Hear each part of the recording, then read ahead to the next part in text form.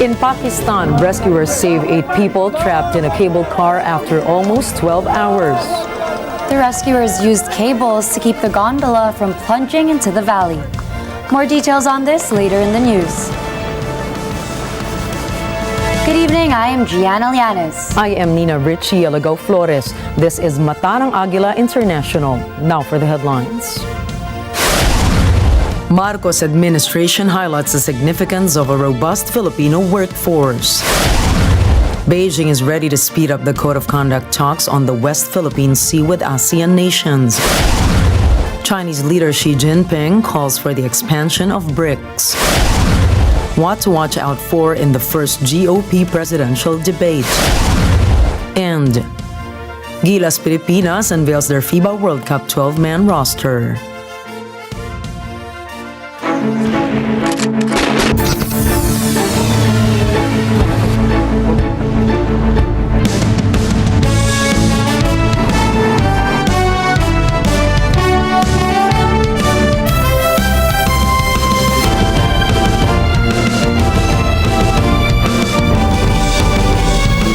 The Commission on Higher Education, or CHED, vows to continue delivering an improved quality of higher education. This after it topped the most trusted government agencies in the second survey of Octa Research ng Masa, or TNM. CHED Chief Popoy de Vera notes that the achievement only reflects the intensive efforts of all the agency's personnel to boost its programs. The survey shows that around 8 out of 10 Filipinos are satisfied with the performance of the agency across socioeconomic classes. In Visayas, the Commission performed at a 91% satisfaction rate, while it got 86% in the National Capital Region and Mindanao and 71% in Luzon. The House of Representatives approves a bill seeking to institutionalize a job creation plan to accelerate the economic growth of the country. House Bill number 8400, or the Trabajo para sa Pilipino Act, received 235 affirmative votes on its third and final reading. The proposed initiative establishes a job creation plan, or JCP, which guides to solve and ease the difficulties in the labor market. The JCP will serve as a national master plan on employment generation, as well as recovery promoting programs on skills development. The House bill also pushes forth the creation of an interagency council for jobs and investments. This will be co-chaired by the chiefs of the Departments of Trade and Industry and Labor and Employment. Under the leadership of the Marcos administration, a budget of approximately 15.2 billion pesos has been designated for the programs of the Technical Education and Skills Development Authority, or TESDA, in the upcoming year 2024. Cristina Aguirre tells us more. President Ferdinand Marcos Jr. emphasizes the critical significance of enhancing the competencies of the Filipino workforce. Budget Secretary Amena Pangandaman also stresses that investing in human capital development through education will ultimately strengthen the economy. Approximately 3.4 billion pesos will be directed towards TESDA's free technical vocational education and training initiative. This initiative is poised to benefit about 38,179 students who will enroll and 10,126 students who will graduate. An additional 200 million pesos have been set aside for educational assistance, which will encompass covering training fees and allowances for around 9,708 students and 8,737 graduates. The residual portion of the allocated 15.2 billion pesos will be channeled into various other programs, including the Training for Work Scholarship and the Special Training for Employment Program. Cristina Aguirre for Mata ng Agila International. Trusted, connected, on point. The Commission on Elections, or COMELEc, is seeking to impose a money ban. This is to combat vote buying and selling amid the barangay and Sangguniang Kabataan elections on October 30. Madeline Villar Moratillo has the details. The Commission on Elections or COMELEc is redoubling their efforts as this year's Barangay and Sangguniang Kabataan or BSKE is nearing. According to COMELEc Chief George Erwin Garcia, the agency will impose punishments on individuals sending monetary tokens amounting to 500,000 pesos or more once the campaign period starts. Garcia clarifies that said individuals with justifiable backgrounds shall be exempted from the ban. This includes businessmen and disbursement officers or cashiers, among others. The COMELEc chief adds that all police authorities will be tasked to perform 24-hour money ban checkpoints nationwide. COMELEc has submitted the draft of a resolution to the Bank for the approval of the proposed money ban as well as other proposed measures. COMELEc also aims to monitor the splitting of at least 20,000 pesos cash into smaller denominations of 100 pesos, 50 pesos, or 20 pesos. COMELEc also aims to partner with mobile banking and digital payment platforms to ensure they are not used for both buying or selling. A complaint center is also expected to operate from dates August 28 to October 28 from 8 a.m. to 5 p.m.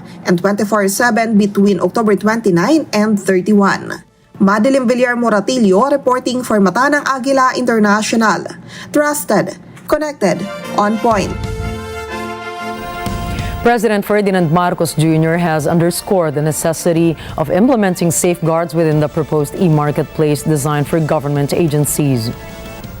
This digital platform operates within the framework of the Philippine Government Electronic Procurement System, or PhilGEPS. It offers the capacity for any government entity to conduct purchases, provided they adhere to the conditions stipulated by the Department of Budget and Management. The President has issued a caution regarding the potential for overpricing of products and equipment procured via the online platform.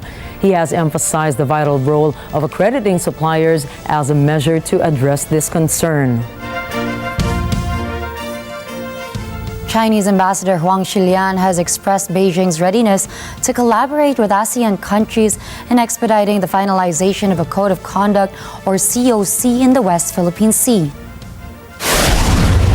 Foreign Affairs spokesperson Maria Teresita Daza remains optimistic about the potential outcomes of the negotiations, hoping to avert conflicts similar to the recent water cannon incident. China has echoed this sentiment, highlighting its interest in engaging in discussions with the Philippine government to promptly manage maritime situations. Huang underscores that China is also aiming for the COC to be firmly rooted in the principles outlined by the United Nations Convention on the Law of the Sea. National Task Force for the West Philippine Sea says that the resupply mission to BRP Sierra Madre in Ayungin Shoal is successful. Vin Pascua for the report. National Task Force for the West Philippines Chair Eduardo Año commends the endeavors of the Armed Forces of the Philippines and the Philippine Coast Guard. According to the task force, the rotation and resupply mission delivered fresh provision supplies to the contingent manning the BRP Sierra Madre. The mission is conducted by Filipino supply boats UNASIA May 1 and UNASIA May 2 and their escorts BRP Cabra and BRP Sindangan. En route to Ayungin Shoal, Chinese Coast Guard vessels briefly blocked the Philippine ships. During the mission, the Philippine Navy vessels were also on standby to maintain their routine missions to Philippine outposts on various features in the West Philippine Sea. According to AFP, the Filipino supply boats were only carrying water, food, and other supplies. Vin Pascua, reporting for Mata ng Agila International. Trusted, connected, on point. The Philippines can anticipate the punctual arrival of the shore-based anti-ship missile system that it has acquired from India's defense firm BrahMos Aerospace. This guarantee came after a discussion between Defense Secretary Gilberto Chodoro Jr. and India's envoy to the Philippines, Shambhu Kumaran. Both countries reaffirmed their dedication to nurturing a peaceful and prosperous security atmosphere in the region. Ambassador Kumaran also expressed his backing for ASEAN centrality, notably endorsing the ASEAN Defense Ministers Meeting, or ADMM, and the ADMM+. The Philippines is poised to host the International Rice Congress for the first time in October of this year. This prestigious gathering serves as a platform for scientists, experts, and decision makers hailing from both the private and public sectors to collectively address the foremost challenges encountered within the global rice sector. Scheduled to take place in Manila, the Congress anticipates a gathering of approximately 2,000 delegates from all around the world. It will encompass a comprehensive array of topics spanning 8 distinct themes, including digital solutions, nature-based farming solutions, and the sustainability of the global rice economy, among others. Coming up, peace activists in South Korea protest major military drills. America is preparing for the first Republican presidential debate. And the second general elections in Zimbabwe are currently underway.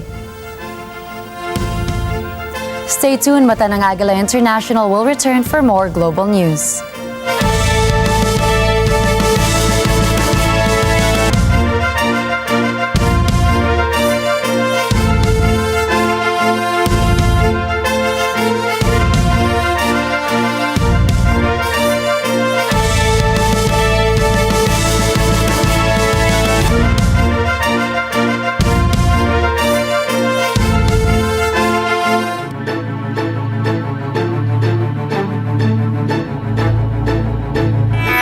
Magandang balita dahil aarangkada na sa mga sinehan sa buong bansa ngayong August 30 ang kauna-unahang pelikula ng Net25 Films. Ang pelikula na hindi lamang magpapakilig at magpapaiyak sa buong pamilya pero mag-iiwan din ito ng aral para mas lalo pa nating akapin at gabayan ang ating mga magulang, lolo at lola. Hitik din ito sa mga impormasyon kaugnay sa karapatan ng ating mga senior citizen.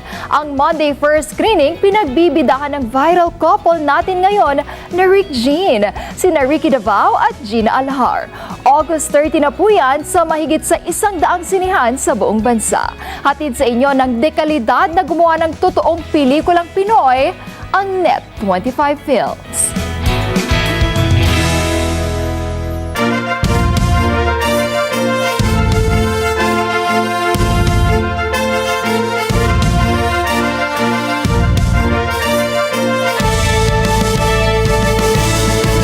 Welcome back to Mata ng Agila International. The fighting between the army and a rival paramilitary group has raged on for a third consecutive day in southern Khartoum. After the paramilitary Rapid Support Forces, or RSF, posted a video of its soldiers claiming to have entered the base and captured tanks, army said that they had managed to drive them out. The RSF has dominated on the ground since fighting broke out in Sudan on April 15, while the army has maintained control of its main bases in the capital, central, and eastern parts of the country. Resident committees reported displacements and deaths among civilians during days of clashes. According to the United Nations, at least 60 people had been killed and 50,000 have fled their homes. Since April, about 500 children have also died from hunger in Sudan, including 2,000 babies in a government-run orphanage in Khartoum. Hundreds of demonstrators took to the streets Monday in the southern Syrian city of Eswida to protest living conditions. The protests have been sparked by inflation and the crash of the country's currency. EJ Gonzalez reports. Activists in Syria say the loss of purchasing power and poverty has pushed average citizens in the country to protest. So far, the government has not cracked down on the demonstrations. The protests come a week after the government doubled public sector wages and pensions.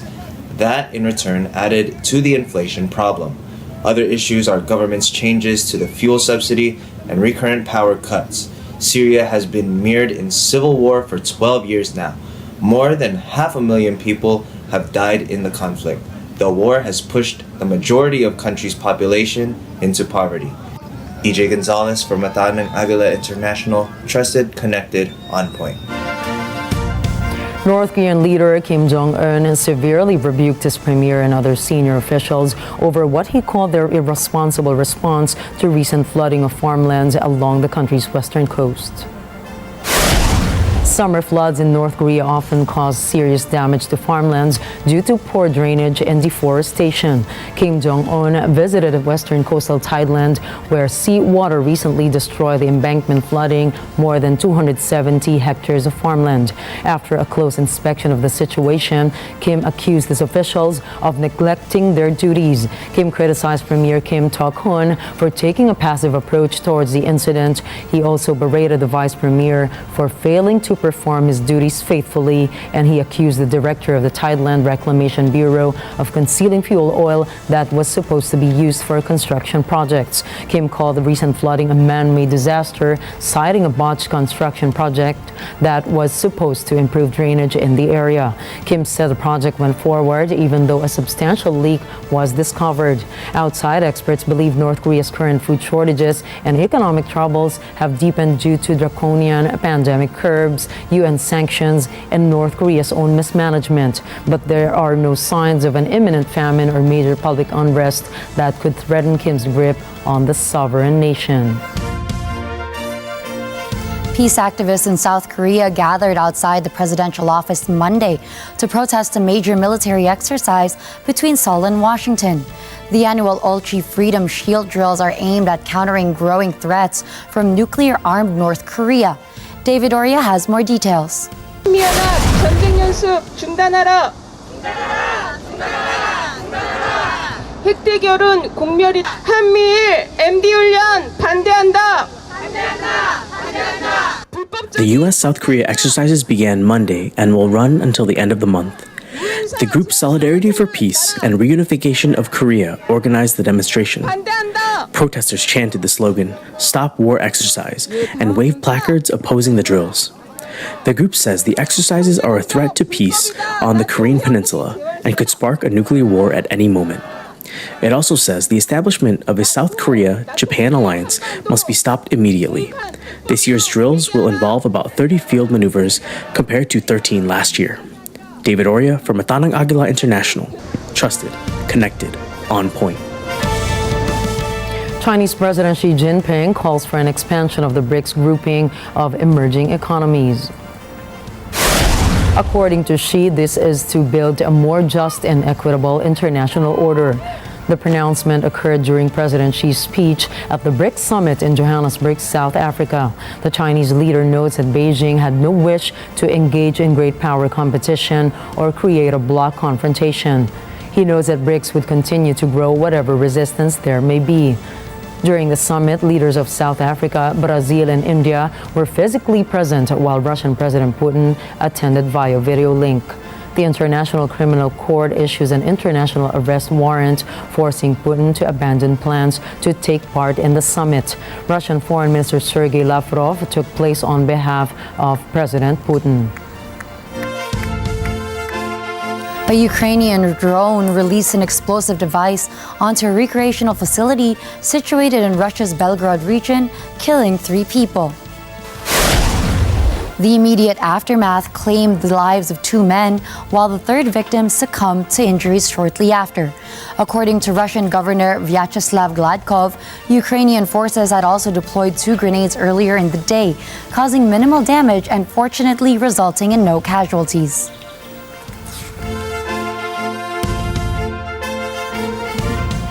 Ahead of the Friday deadline, the first co-defendants in the election racketeering case targeting former U.S. President Donald Trump surrendered to the authorities in Georgia on Tuesday. Philip Toledo has more. Jail records show that former campaign attorney for Trump, John Eastman, and bail bondsman Scott Hall were booked at the Fulton County Jail.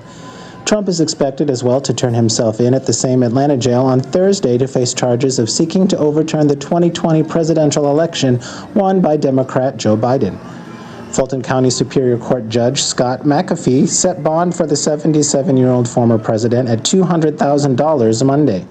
Trump and the 18 other co-defendants in the landmark case have until noon local time on Friday to turn themselves in to authorities in Georgia.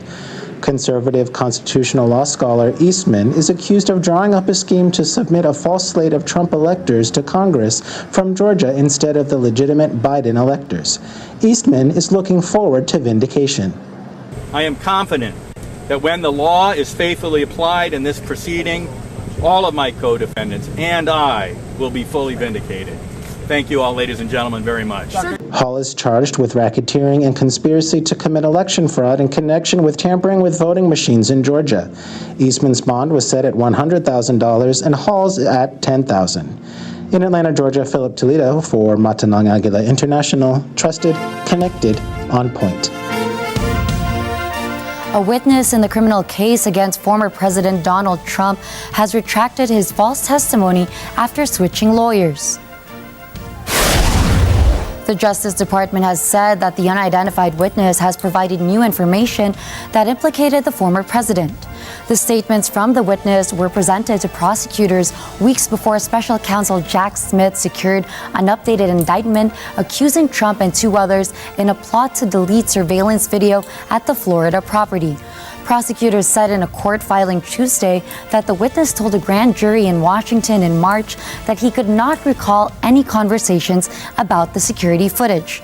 But in July, after being warned by prosecutors that he was a target of the investigation and after being advised that his lawyer might have a conflict of interest because of his representation of others in the probe, the witness pushed for a new attorney from the Federal Defender's Office. He then provided the Justice Department with information that helped form the basis of the revised indictment against Trump and his associates.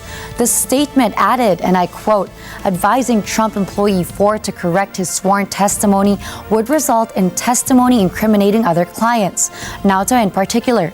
But permitting Trump employee 4's false testimony to stand uncorrected would leave Trump employee 4 exposed to criminal charges for perjury. Prosecutors said they continued using the Washington grand jury even after charges were filed in Florida for the express purpose of investigating potential false statements by witnesses in Washington. Republican presidential hopefuls are gathering in Wisconsin, hoping to chip away at ex-President Donald Trump's lead.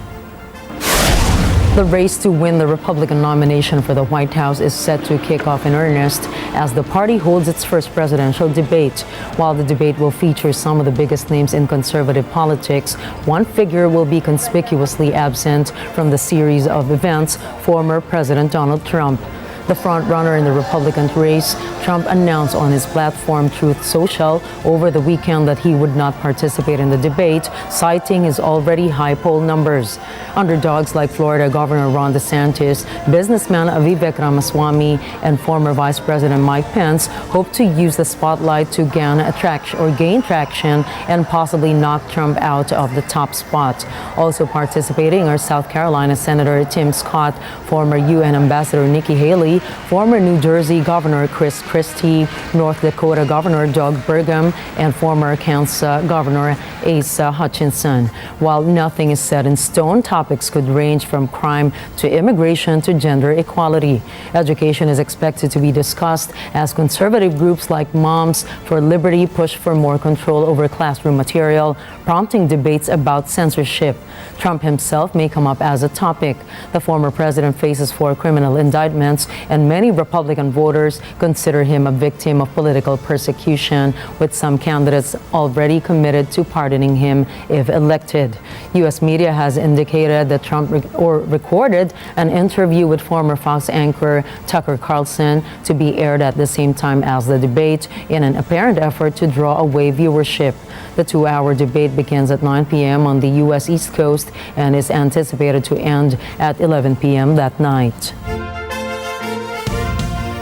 Former Nigerian oil minister Adesanya Alison Madueke has been officially charged with bribery offenses in the United Kingdom.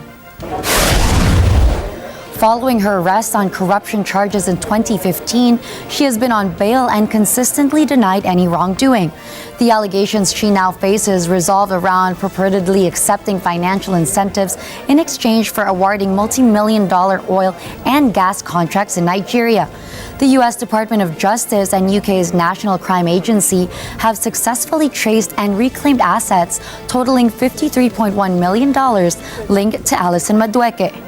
Her scheduled appearance at Westminster Magistrates Court is set for the 2nd of October. The African Union has promptly suspended the country from its continental membership in response to the recent coup in Niger. This decision was made following a meeting to assess the situation. The African Union urges the international community to refrain from taking any actions that would legitimize Niger's military government. Additionally, the African Union is in the process of evaluating the plan of action put forth by the Economic Community of West African States, or ECOWAS. This assessment comes in the wake of ECOWAS rejecting Niger's proposal to conduct elections within a 3-year time frame. The second general elections in Zimbabwe are currently underway, featuring 11 candidates vying to address the country's long-standing economic challenges and political instability.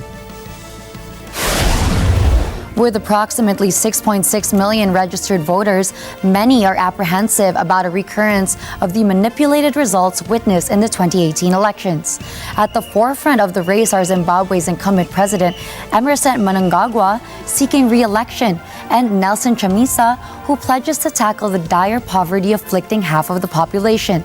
The United States has already issued a warning regarding the potential for renewed violence, echoing concerns from the prior election.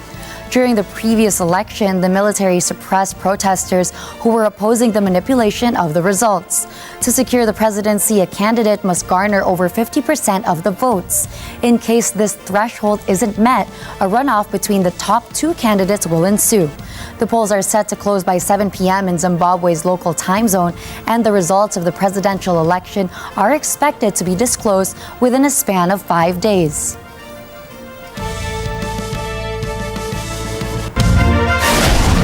Up next, a stranded cable car in Pakistan leads to a high-stakes rescue.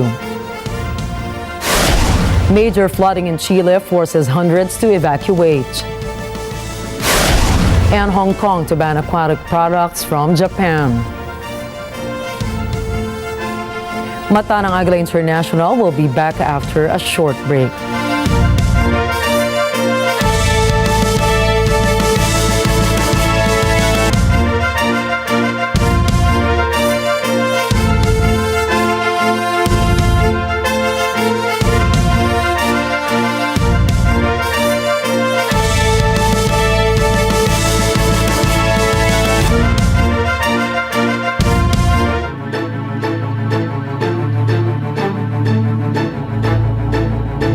Nagmumotor ka, ang isang paa mo ay nasa hukay na. Takaw, aksidente nga ba talaga ang pagmumotor? Padami po ng padami, Tito Sen, ang gumagamit ng motorsiklo. Kasama po nito yung pagtaas po ng bilang ng aksidente. Pasaway ba talaga sila? Yung aksidente ay kaya daw ho naman maiwasan. Ngayon, kung hindi ko kaya iwasan, kaya pong ma-minimize. Kasi kung fatal po, ulo ho ang madalas tamaan sa isang rider. Ang Pilipinas ay motorcycle friendly. Pag bumotor sa bansa, ligtas ba? Mag-reality check tayo.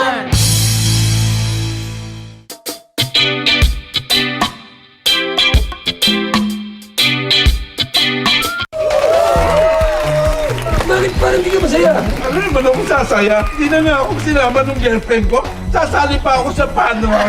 Pinasted ako eh. Hindi tayo makikita ng 1 year, may kilala mo rin. Ano naman? Anak na. Who's there?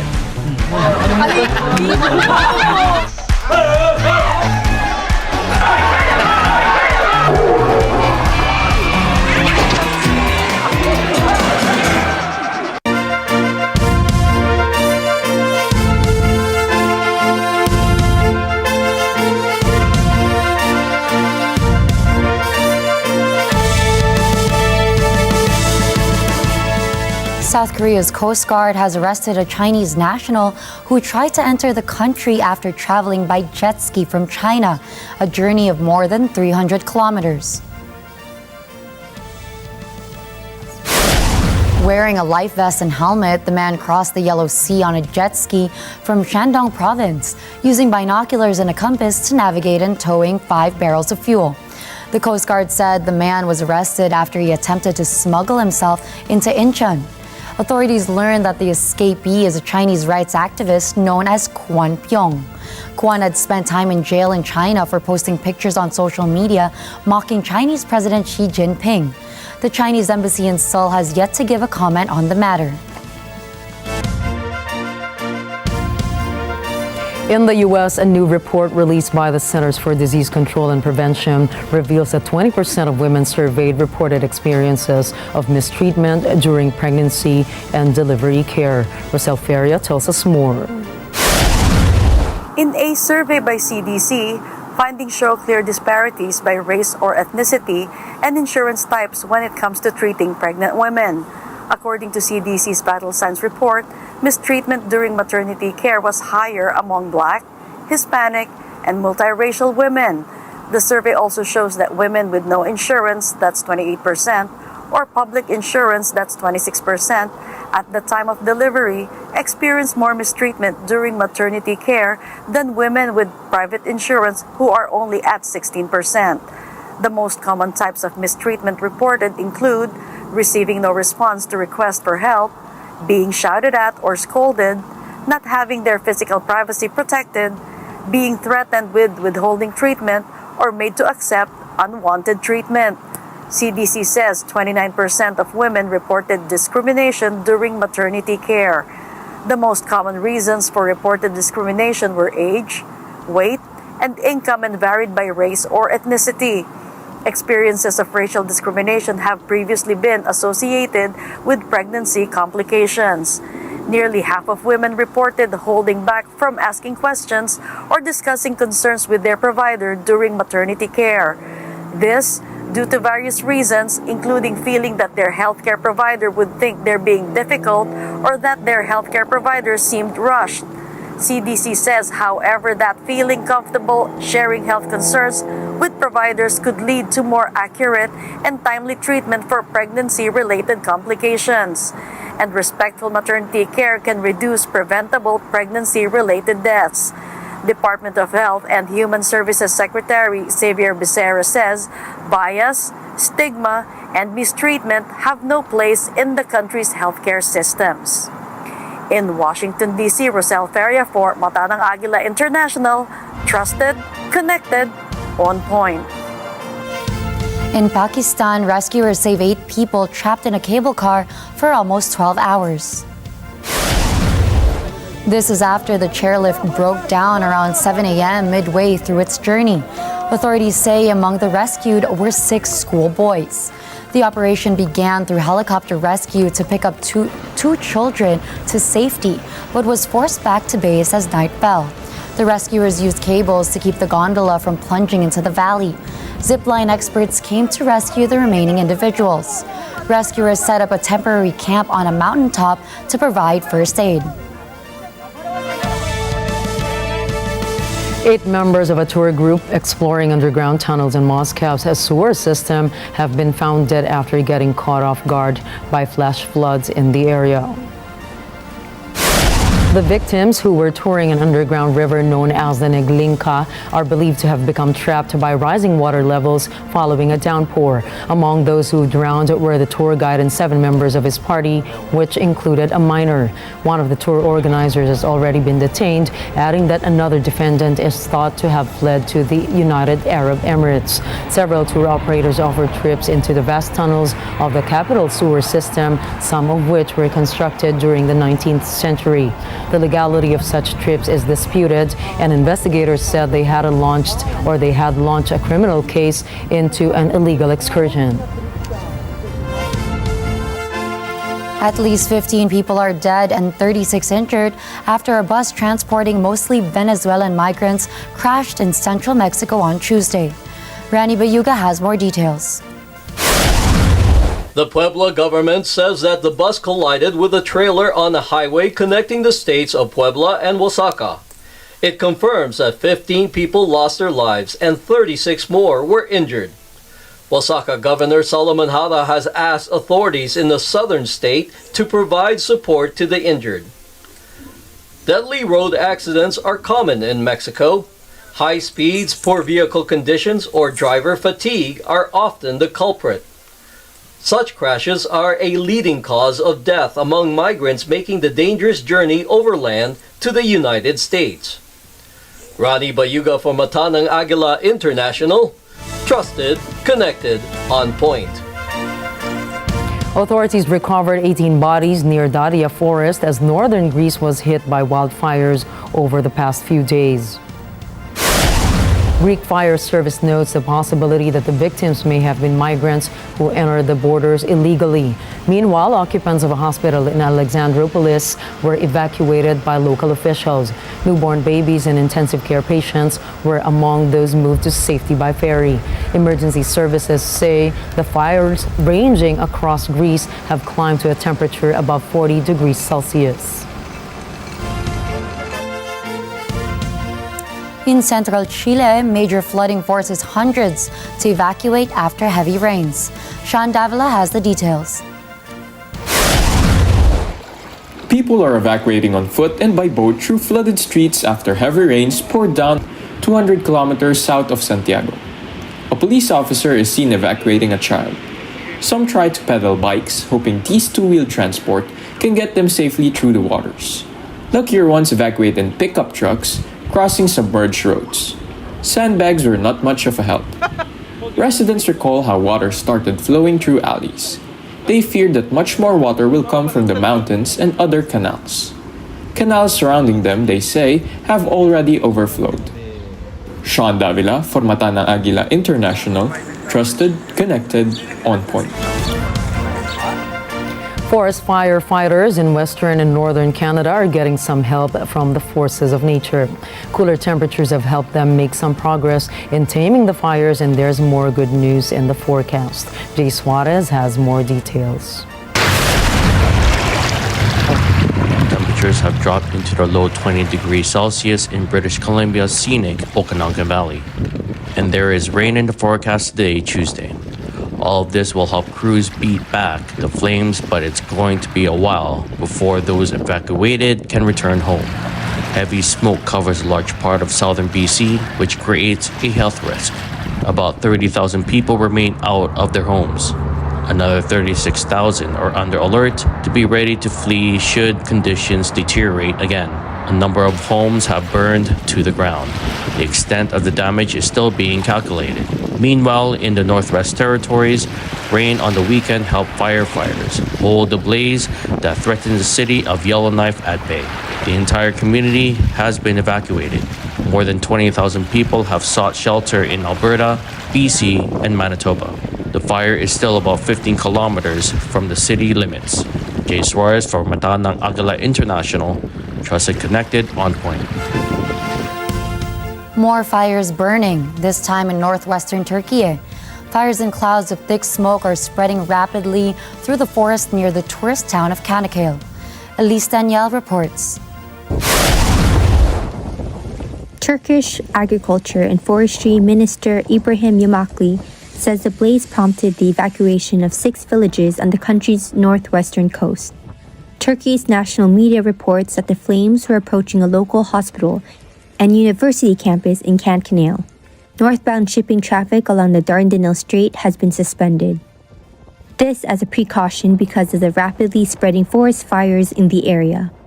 The emergency response service dispatched 10 planes and 26 helicopters to help douse the flames. The Dardanelles Strait links the Aegean Sea with the Sea of Marmara. It is a popular tourist destination because it is also the site of the ancient ruins of Troy. Elise Danielle for Matanang Agila International. Trusted, connected, on point.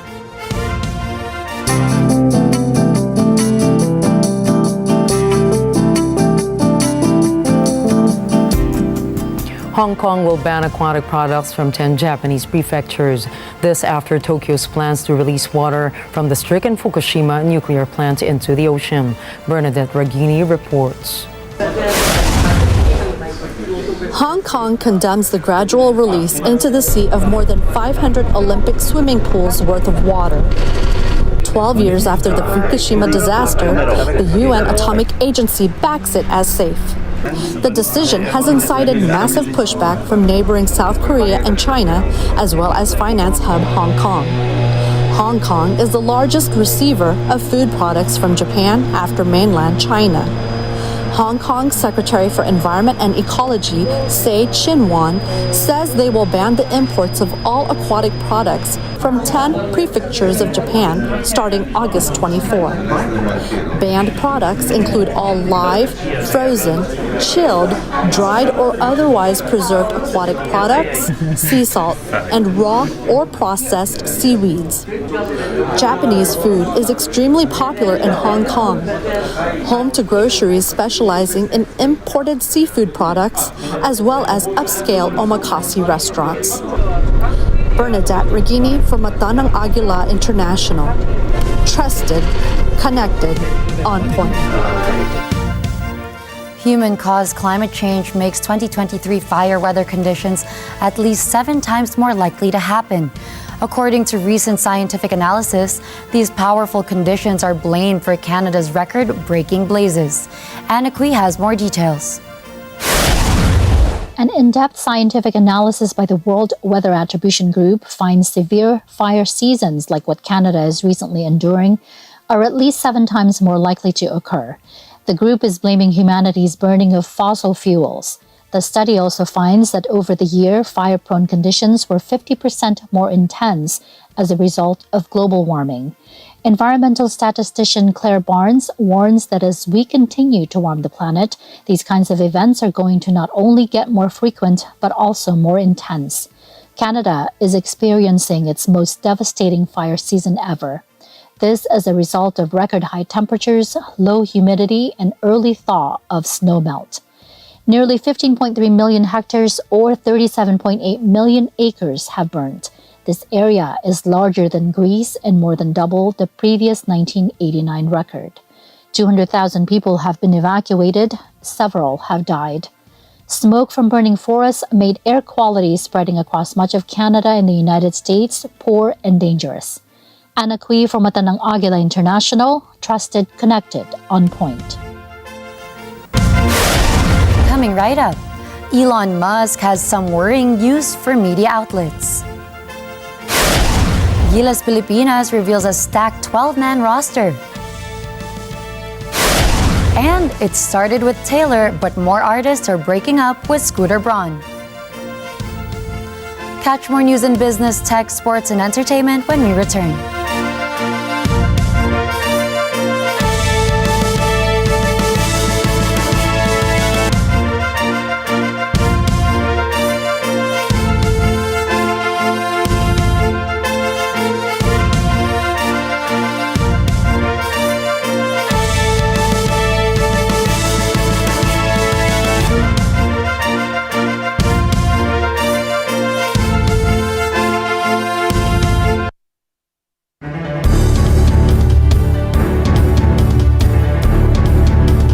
Best Public Affairs Program. And the star goes to Open for Business Net 25. It is a signal to the world that we are open for business. Open for Business with Cesar Vallejos. Every Sunday, 9 p.m.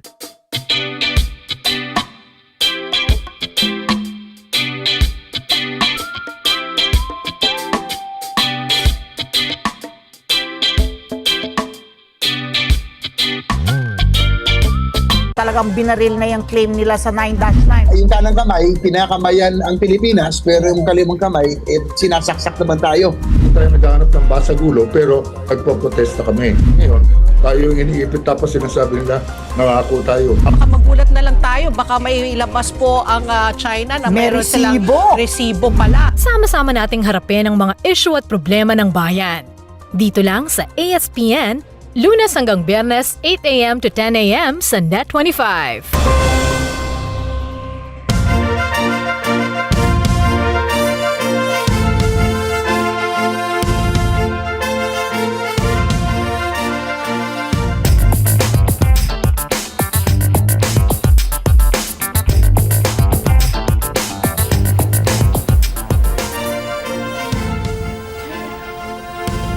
Billy McFarland, following his release from prison, is orchestrating a sequel to the infamous scam party of 2017.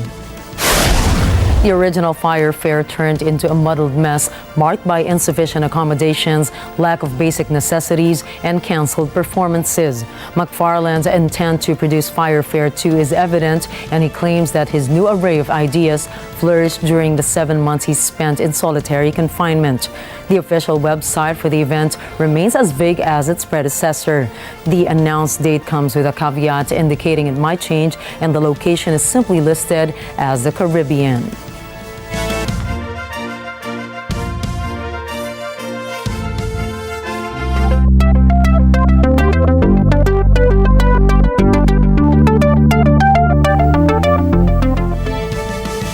CEO Elon Musk plans to remove the headline to news article links on his social media platform X.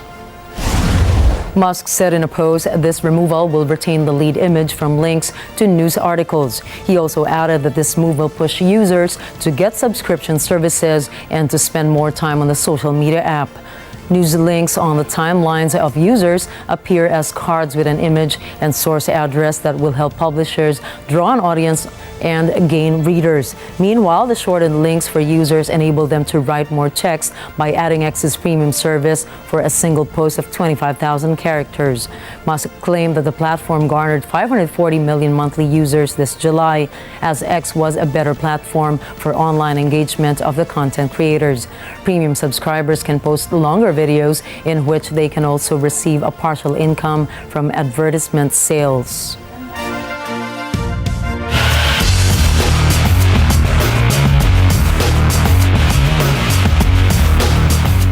The first game of the International Chess Federation, or FIDE World Cup final between India's Pragnananda and world number 1 Magnus Carlsen has ended in a draw. Magnus Carlsen and R. Pragnananda split a point after a game which lasted for 35 moves, about 3 hours. Both players will return for Game 2 of the final tomorrow. In the aftermath of the game, Magnus Carlsen revealed that he was feeling unwell due to food poisoning. Despite a health setback, Carlsen's performance on the board remained formidable. Pragnananda, meanwhile, became the third youngest player to play in the final at 18 years old. As the world celebrates of what should have been his 45th birthday, a sneakers company pays tribute to the late, great Kobe Bryant. Nike is celebrating Kobe Bryant's birthday by introducing a new shoe, the Kobe 8 Pro Halo.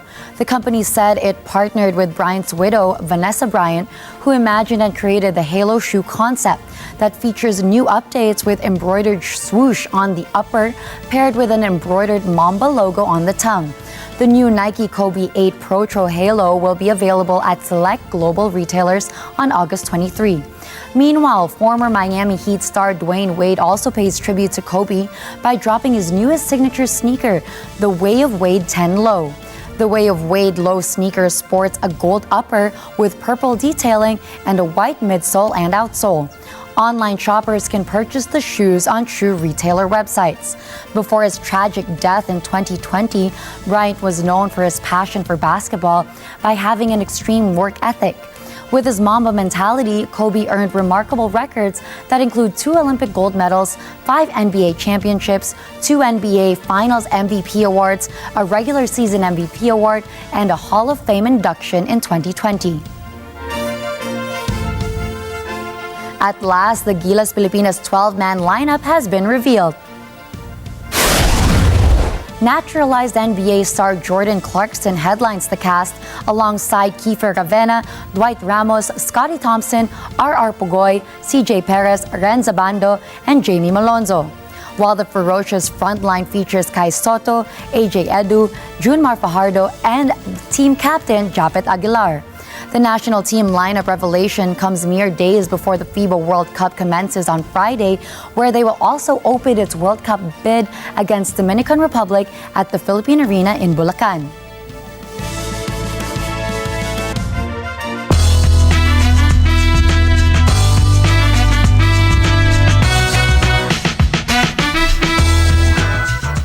Hundreds of supporters joined members of the Screen Actors Guild, American Federation of Television and Radio Artists, and the Writers Guild of America.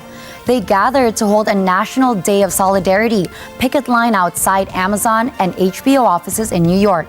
Joanne Soriano reports. The Screen Actors Guild has been on strike since July 14th. The Writers Guild since May 2nd. Writers and actors are demanding, among many things, better pay and residuals, guarantees over the future use of artificial intelligence, and other working conditions.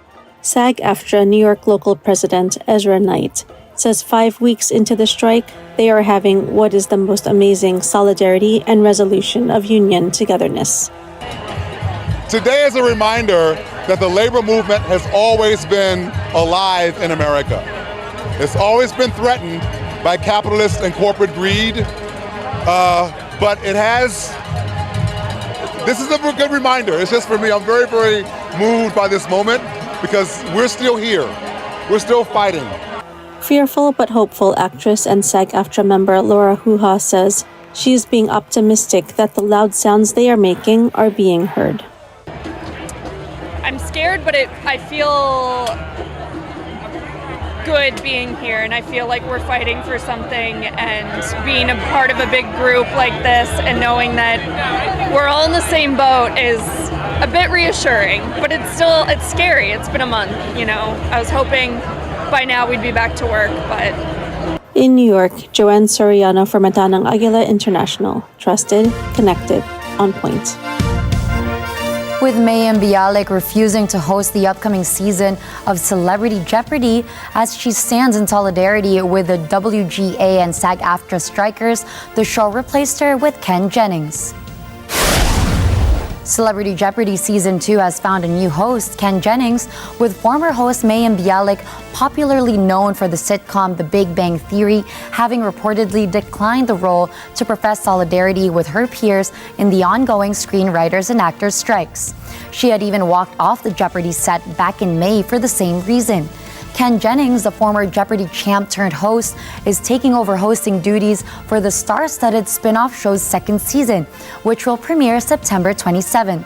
While contestants who will compete in the upcoming season of Celebrity Jeopardy have not yet been disclosed, the pilot seasons included stars such as Simu Liu, Constance Wu, Ray Romano, Patton Oswalt, Michael Cera, and BJ Novak. Artists such as Ariana Grande, Demi Lovato, and Justin Bieber are leaving Scooter Braun's management. Why are stars suddenly cutting ties with a celebrity music manager? Stephanie Mayo has the scoop. While Justin Bieber's departure from music mogul Scooter Braun's management has been denied by Bieber's camp, reports of a slew of artists parting ways with Braun are piling up. Billboard confirmed that Ariana Grande and Demi Lovato have cut ties with Braun, and Hollywood Reporter just released information that Broadway star Idina Menzel is no longer being managed by Braun. In May this year, J Balvin parted ways with the music manager. Meanwhile, Braun addressed the issue by posting on X, formerly Twitter, which reads, "Breaking news, I'm no longer managing myself." NBC News, however, reported that the reason behind the exodus is that Braun is focusing on his new role as CEO at Hybe's American branch, while conflicting sources say Braun has enemies who wish to bring the powerful music manager down. Braun is one of the world's most successful music managers with clients including Black Eyed Peas, Hilary Duff, Carly Rae Jepsen, and Quavo. He famously had a feud with Taylor Swift when Braun acquired ownership of the masters of all the artists under Big Machine, including Taylor herself. In 2019, Braun became the owner of Taylor's first 6 albums, which he later sold to Shamrock Holdings in 2020.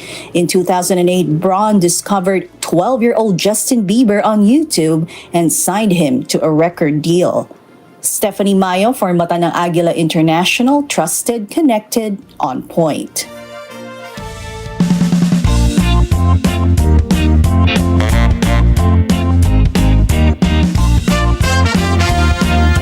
India is preparing to become the first nation to land a spacecraft on the moon's south pole, with its historic cut-price lunar mission set for a touchdown. India's Chandrayaan-3, or mooncraft in Sanskrit, is scheduled for a touchdown after 6 p.m. The India Space Research Organization, or ISRO, is confident. The agency notes that the Chandrayaan-3 took much longer to reach the moon than the Apollo missions in the 1960s and the 1970s. Chandrayaan-3 previously delivered its lander dubbed Vikram. The lunar lander has been sending images of the moon's surface since entering lunar orbit on August 5.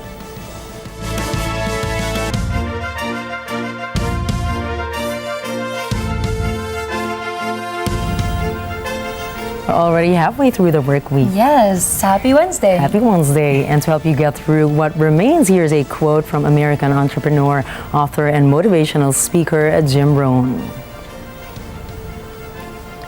Whoever renders service to many puts himself in line for greatness.